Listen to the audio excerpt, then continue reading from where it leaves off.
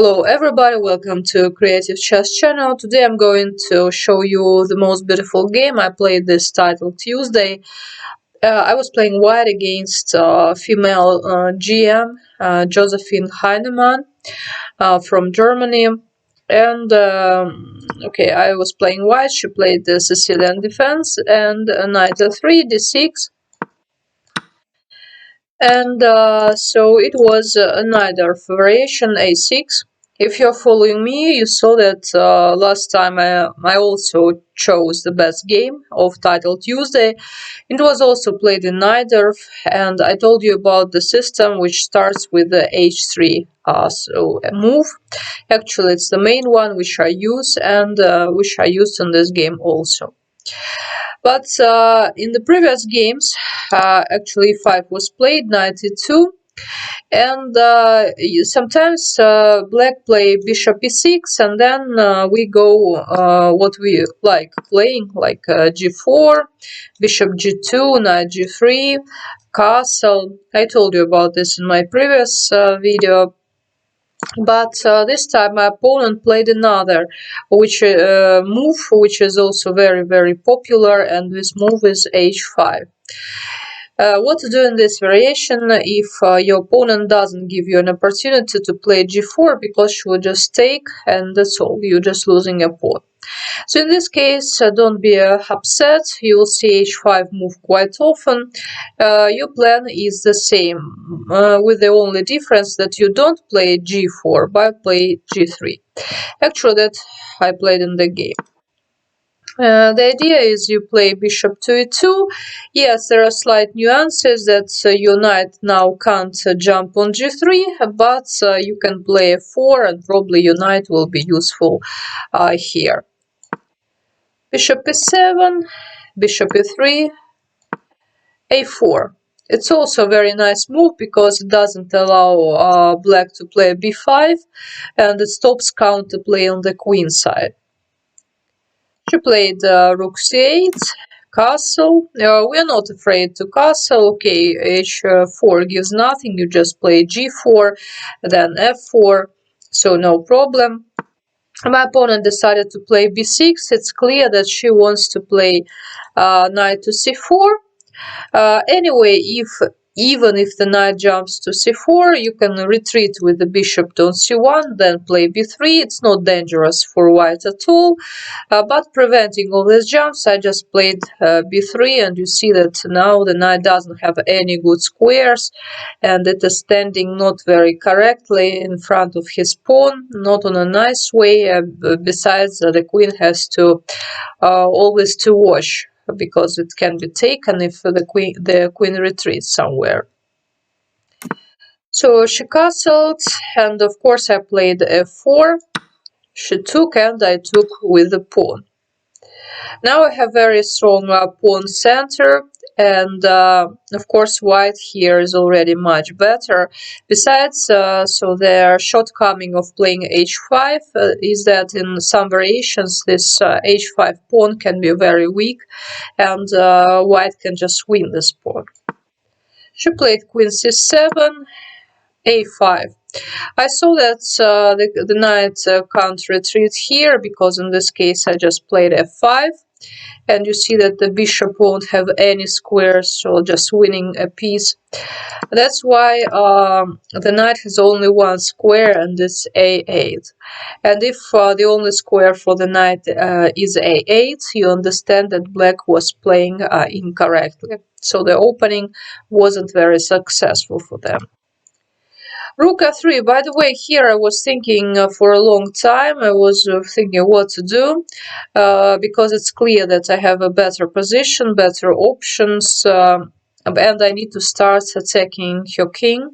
But what to do? Actually, here computer all the time was showing bishop to d4. So you see that first of all, the bishop is on a nice diagonal here, and of course you may then bring the rook and start attacking this g7 square. But I played another move. I played rook f3 and f5. so the bishop retreats, and now rook goes to g3. Bishop c6, and now knight goes to f4. You see, I'm attacking her pawn, but of course the pawn can play h4, and I play rook to g5. Here is very interesting moment because black, sorry, could have played d5. It was the only move which would bring them at least something. For example, if I play like ed, they should have retreated bishop to d7, for example. Yes, you'd say that. So what is this? But actually, it was the only variation which gives them at least something, because you see my knight is under attack now, and if I carelessly, for example, retreat with the knight, they can just take the pawn here on c2. That's why here a computer says that the best move for white is just taking the pawn on g7, and after king takes, plays knight to h5. And if he, for example, she takes, then white is winning here already after making checks. For example, okay, let's go this way, bishop h6, and you see that that's checkmate. Yeah, but it wasn't that easy. So d5, of course, it's not that easy to find, just to give a pawn. So that's why she didn't find this, and instead she took the pawn. It seems that she is attacking my rook, and now finally I played a very nice move. The only winning move in this position is rook to g7. So she has to take, and now I took. Queen goes to g4. At the moment I lack a rook, but you see the king is exposed and I'm attacking. Have a very nice active pieces, so I can bring my bishop into the game. I can jump with my knight somewhere, and of course I can take the bishop, and then I'll be only an exchange down for such a great position. I took. By the way, here was another winning move. It's knight to e6. I should have played. It's a fork, so that's why she has to take, and then bishop goes to h6.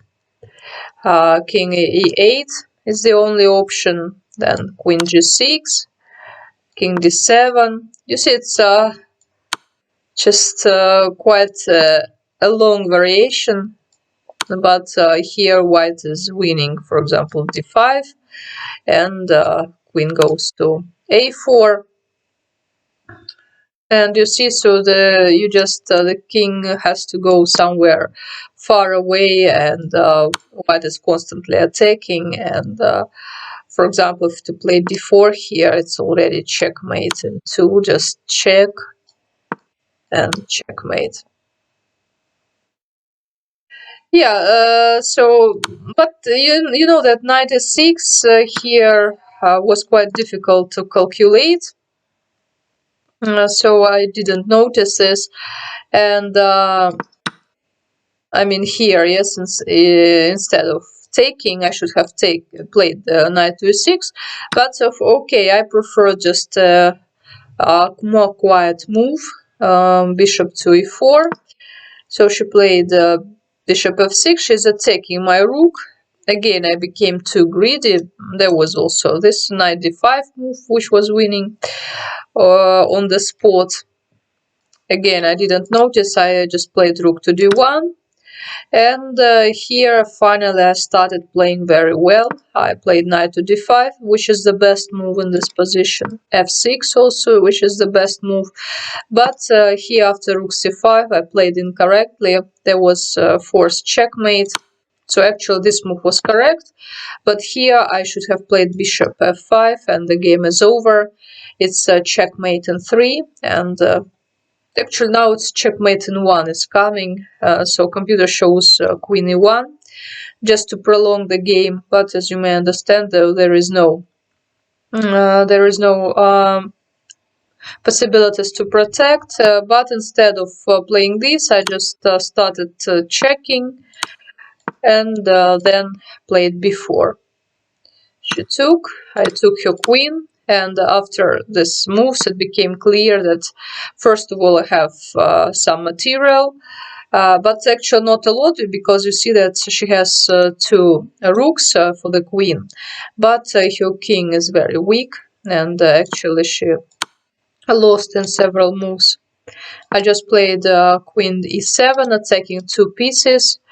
She protected both, but f7, and after bishop f4 she resigned, because actually there is a threat I'm going to take her rook, because it's impossible to take it, it's the pin. And then what to do? Computer shows plus 24 in white's favor, so black resigned.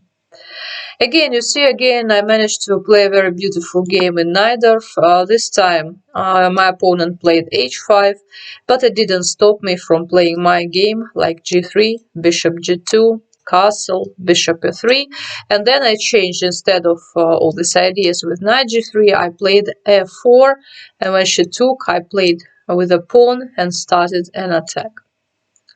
So guys, hope you like the video. Please subscribe to my YouTube chess channel. See you in my next videos, and bye bye.